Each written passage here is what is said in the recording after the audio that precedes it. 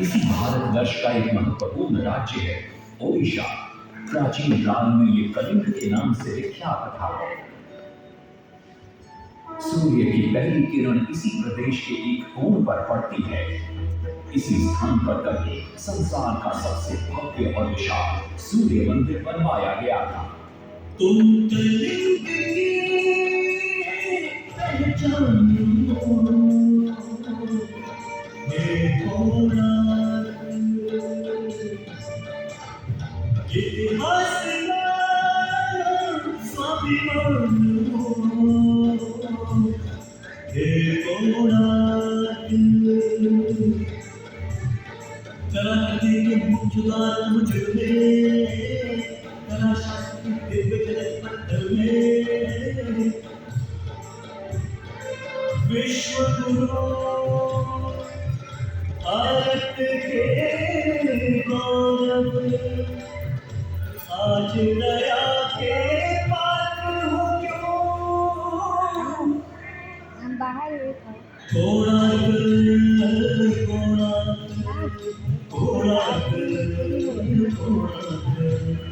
सैकड़ों साल पहले की बात है। पुरातात्विक दस्तावेज के तौर पर संग्रहित पुस्तक मादला पांजी और बाया चक्रा में उल्लेख है कि 13वीं सदी में गंग वंश के राजा लांगुला नरसिंहदेव ने इस सूर्य मंदिर का निर्माण करवाया था। नरसिंहदेव युद्ध में बड़े प्रवीण और शक्तिशाली थे और मात्र 18 साल की उम्र में वे अपने पिता राजा अनंग भीमदेव की विशाल सेना के प्रधान सेनापति नियुक्त कर दिए गए थे।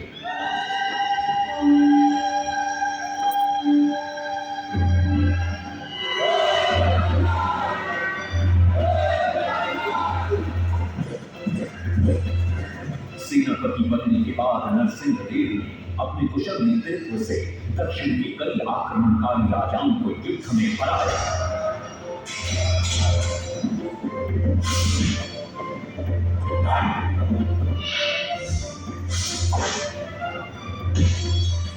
और उनके राजकोष पर कब्जा कर लिया।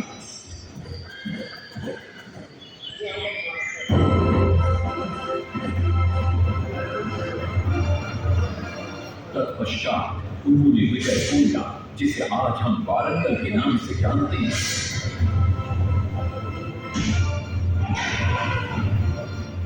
काकतीय वंश के राजा गणपति को परास्त किया और उनके राजकोष पर भी कब्जा कर लिया।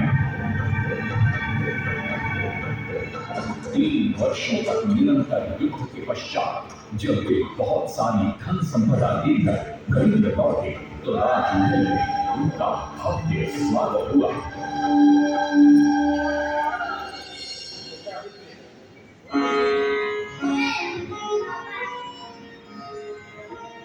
राजमाता कस्तूरी देवी पुत्र नरसिंहदेव की वीरता से बहुत प्रसन्न हुई और पुत्र के सामने अपने मन की इच्छा प्रकट की। कहा, तुम्हारे पिता ने शंख क्षेत्र पुरी में भगवान जगन्नाथ का भव्य मंदिर बनवाया है। मैं चाहती हूँ कि तुम पद्म क्षेत्र कोणार्क में उससे भी भव्य और विशाल सूर्य मंदिर बनवाओ। किंतु नरसिंहदेव माता से प्रति प्रश्न करते, सूर्य मंदिर ही क्यों, और वो भी कोणार्क में? तब राजमाता कस्तूरी देवी बतलाती, द्वापर युग में भगवान श्री कृष्ण के पुत्र सांब बड़े ही सुंदर और सुकुमार थे। वो नारद मुनि को चिढ़ाया करते थे। एक दिन नारद मुनि ने सांब को सबक सिखाने की योजना बनाई और उन्होंने सांब की सुंदरता की प्रशंसा कर उन्हें गोपियों के साथ जल क्रीड़ा करने को उकसाया।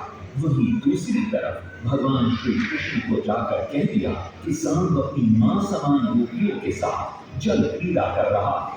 श्री कृष्ण इस बात से बहुत क्रोधित हो जाते हैं और वे सांब को श्राप भी देते हैं, जिस सुंदरता का तुम्हें अभिमान है वो तत्क्षण नष्ट हो जाए। सांब को कोढ़ हो जाता जब सांब राजमहल लौटते हैं और मां चांद देवी को ये पता चलता है कि पिता श्री कृष्ण के श्राप की वजह से सांब की ये अवस्था हुई, तो सारी रानियां क्रोधित हो जाती।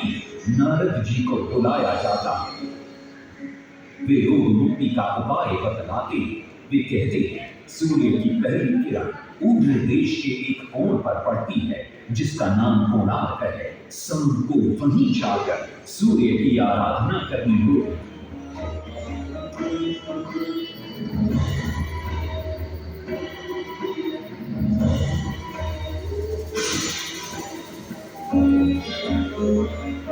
बहुत ही लंबी और कठिन यात्रा के पश्चात शाम अपने सैनिकों और सेवकों के साथ कोणार्क की चंद्रभागा नदी के तट पर पहुंचते हैं और नित्य प्रातः स्नान के बाद सूर्य की आराधना आरंभ करते हैं। सूर्य नारायण नमः।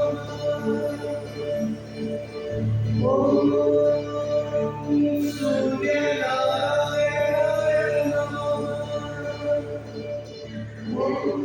अन्न जल त्याग कर 12 साल की कठिन तपस्या के बाद सूर्यदेव प्रसन्न होकर प्रकट होते और शाम को रोग मुक्त होने का वरदान देते।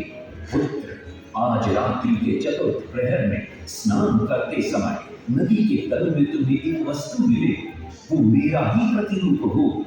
उसका स्पर्श पाते तुम इस रोग से मुक्त हो जाओ।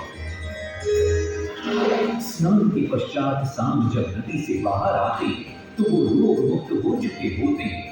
उनके हाथ में एक छोटा सा पत्थर उनके सुंदर और सुकुमार शरीर को देखकर सारे अनुचर और सिपाही प्रसन्न होते। शाम उस पत्थर को वहीं स्थापित कर एक छोटा सा मंदिर बनवाते। लेकिन जब उन्हें ज्ञात होता है कि सूर्य पूजा का विधि विधान यहाँ किसी को पता नहीं है तो वे चिंतित हो जाते। वे ध्यान में बैठते, सूर्यदेव पुनः प्रकट होते और शाम के पूछने पर बतलाते कि दूर पश्चिम में साक्य देश की माता ब्राह्मण पूजा की विधि विधान जानते। शाम साक्य देश की ओर निकल पड़ते, जो आज का ईरान है। महीनों की लंबी यात्रा के बाद शाम 18 मादा ब्राह्मण परिवारों के साथ कोणार्क लौटते और सूर्य मंदिर में पूजा शुरू हो जाती है। राजमाता कस्तूरी देवी नरसिंह देव को बतलाती है कि विवाह के कई वर्षों बाद तक जब हम निसंतान थे, मैंने भी उस सूर्य मंदिर में पूजा अर्चना की और तुम पुत्र रूप में मुझे प्राप्त हुए।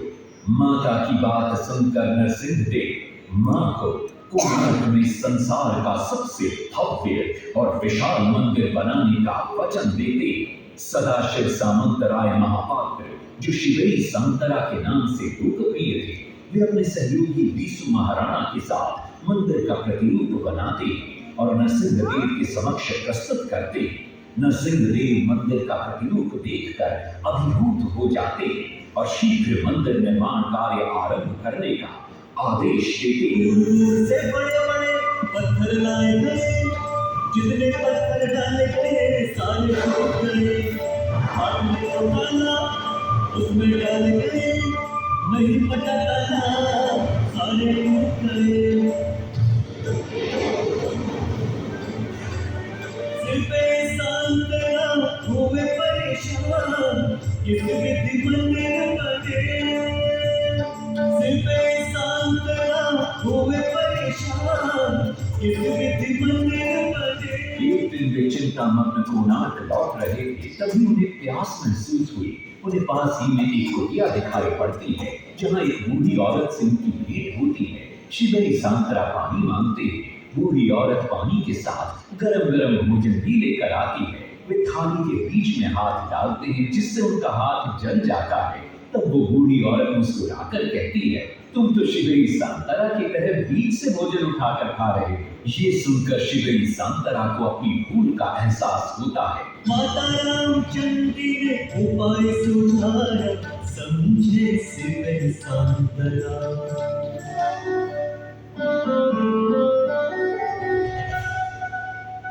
तत्पश्चात वो किनारे से पत्थर डलवाना शुरू करते हैं और मंदिर निर्माण का कार्य तेजी से आगे बढ़ने लगता है। 1200 शिल्पियों ने 12 वर्ष में मंदिर बनाया। घोड़े साथ सजा नृत्य में समय तो चक्र बनाया।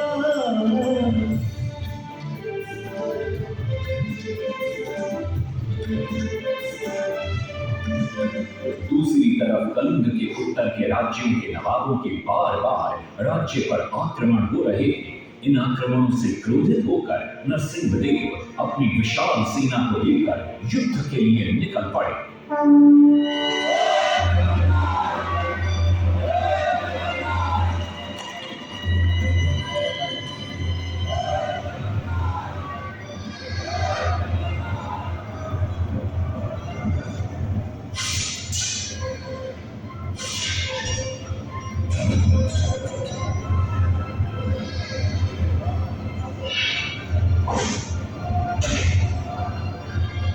शक्तिशाली गौरवंग के नवाबों को भी युद्ध में परास्त कर दिया और उनसे प्राप्त सारा धन अपने कब्जे में लेकर सूर्य मंदिर के निर्माण कार्य में लगा दिया। 1200 कारीगरों के अथक प्रयास से 12 साल बाद विशाल और भव्य सूर्य मंदिर बनकर तैयार हुआ। उस समय के लोगों में वास्तुशास्त्र, ज्योतिष शास्त्र और खगोल शास्त्र का जो ज्ञान था, उसे देखकर आज के बड़े बड़े वैज्ञानिक भी आश्चर्यचकित रह जाते हैं। कई प्रयासों के बाद भी मंदिर के गुंबद पर कलश स्थापित नहीं हो पा रहा था। क्रोधित नरसिंहदेव ने आदेश दिया कि कल प्रातः काल तक यदि कलश स्थापित नहीं हुआ तो सबके सर धड़ से अलग कर दिए जाएंगे। सभी शिल्पकार घोर चिंता में डूब जाते।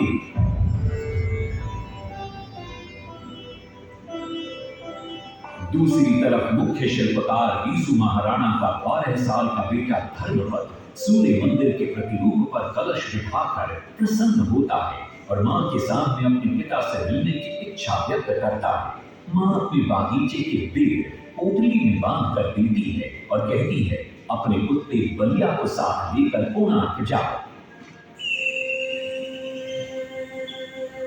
बलिया अपने मालिक को पहचान लेता है और वीसु महाराणा से लिपट जाता है। धर्मपद अपने पिता को प्रणाम करता है और अपना परिचय देता है। सबको चिंता में देखकर वो अपने पिता से इसका कारण पूछता है। कारण जानकर धर्मपद कहता है, अगर आप आज्ञा दें तो मैं मंदिर के गुंबद पर कलश स्थापित कर सकता हूं। शिवे सांतरा धर्मपद को अनुमति दे देती। धर्मपद गुंबद पर चढ़ जाता है और कुछ ही समय के प्रयत्न के पश्चात वो कलश को स्थापित करने में सफल हो जाता है। गुंबद पर कलश स्थापित होते नीचे गर्भगृह में चारों दिशाओं में लगे चुंबकों के आकर्षण से सूर्य महाप्रभु की मूर्ति शून्य में स्थापित हो जाती है। सब धर्मपद को कंधे पर बिठाकर खुशी से नृत्य करने लगते। तभी कुछ कारीगर इसका विरोध करते हुए कहते हैं, अगर सुबह राजा को ये पता लग गया कि इस बच्चे ने कलश को स्थापित किया है तो किसी का बचना संभव नहीं है, इसलिए धर्मपद को मरना होगा। इस बात से शिवे सांतरा बड़े क्रोधित हो जाते हैं। भीषण वाद विवाद छिड़ जाता है। ये सब देखकर धर्मपद गहरी चिंता में पड़ जाता है और वो सोचता है कि यदि मेरे जीवित रहने से इन सब का सर काट दिया जाएगा तो इससे अच्छा है कि मैं आत्म बलिदान कर दूं ताकि सबके प्राण बच जाएं। और उसी पल धर्मपद नवनिर्मित सूर्य मंदिर के शिखर पर चढ़ जाता है।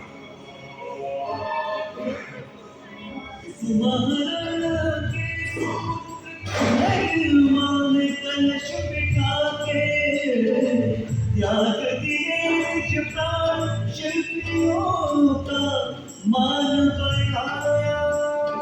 वास्तुशास्त्र के अनुसार बना सूर्य मंदिर। सूर्य उत्तरायण हो या दक्षिणायन हो, सूर्य उदय की आज भी पहले किरण पड़ती प्रभु के ऊपर।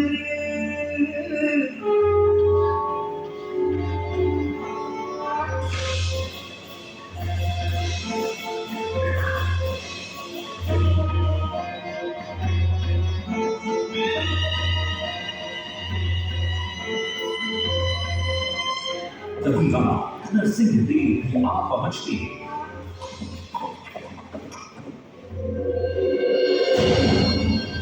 और सूर्य महाप्रभु को शून्य में स्थापित देख वे भी आनंद से भर जाते और शिवेन सांतरा की पूरी पूरी प्रशंसा करते। वो ये भी घोषणा करते कि माघ शुक्ल पक्ष की सप्तमी को मंदिर की प्राण प्रतिष्ठा की जाए। लेकिन शिवेन सांतरा कहते, राजन, तिथि तो अच्छी है, लेकिन मंदिर की प्राण प्रतिष्ठा के लिए ये शुभ नहीं है। किंतु राजा अपनी बात पर अड़ जाते। शिवेन सांतरा को दुख होता और कोई वाद विवाद किए बिना वे हमेशा के लिए वहां से चले जाते।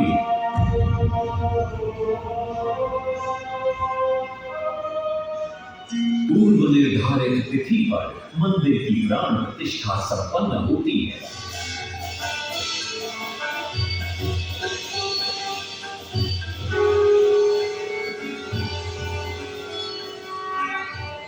लेकिन कुछ दिनों बाद अमंगल होना शुरू हो जाता है। सबसे पहले विराट सिंह की मूर्ति नीचे आ गिरती है। तत्पश्चात मंदिर की शिलाओं का गिरना भी शुरू हो जाता है। नरसिंहदेव को अब समझ में आता है कि शिवेन सांतरा का कहना सही था, लेकिन देर हो चुकी थी। बहुत साल बाद मंदिर के आसपास जंगल उग आए और ये मंदिर घने जंगलों के बीच छुप गया। जब अंग्रेजों ने जंगल के बीच इस मंदिर को देखा तो उन्होंने इसका पुनरुद्धार किया। आज आप उसी विशाल मंदिर के भग्नावशेष देख रहे हैं। ये है इस प्रसिद्ध मंदिर की कथा। अब इस कथा में कितनी सत्यता है और कितनी कल्पना है ये तो किसी को नहीं मालूम, लेकिन ओडिशा की जनश्रुतियों में यही कथा विद्यमान है। तुम करेंगे पहचानो घोड़ा इतिहास का स्वाभिमान घोड़ा